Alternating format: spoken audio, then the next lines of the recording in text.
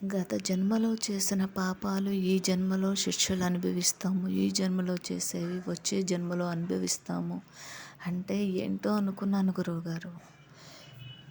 చాలామంది తల్లి బిడ్డల్ని దూరం చేయటం, నా వాళ్ళని చూడకుండా వాళ్ళని నిర్దాక్షిణ్యంగా కష్టాలు ఇక్కట్ల పాలు చేయడం చేస్తుంటారు కదా, జీవితాలే లేకుండా చేస్తారు.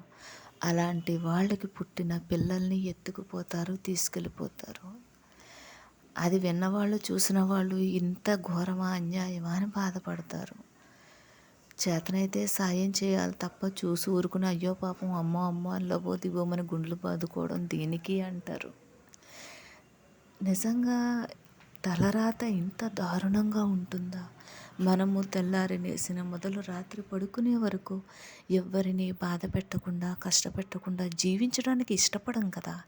మన కింద వాళ్ళనో మనకు పుట్టిన వాళ్ళనో మన తోటి వాళ్ళనో ఎవరో ఒకళ్ళని ఏదో ఒకటి అంటూ ఉండాలి.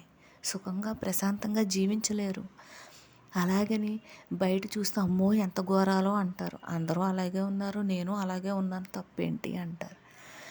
ఇప్పుడు రెండు కళ్ళు సరిపోవట్లేదు ఇలాంటి అన్యాయం జరుగుతుందని చూస్తుంటే.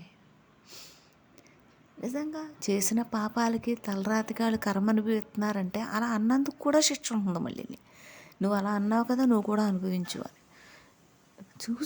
చూసూరుకో అంటే కొంచెం నాకు అర్థమైతే బాగుండు అనిపిస్తుంది గురువుగారు. కానీ నిజం ఎవరికి తెలియదు కదా.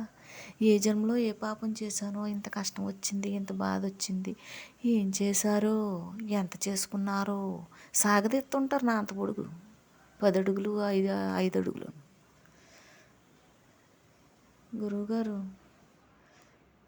నాకు ఇంకొంచెం తెలియాలి గురువుగారు. కాళీమాత సృష్టి స్థితి లయ కారిణి అంటారు కదా, అన్నీ ఆమె ఆట, ఇదంతా ఆమె ఆట, చావు పుట్టుకులు.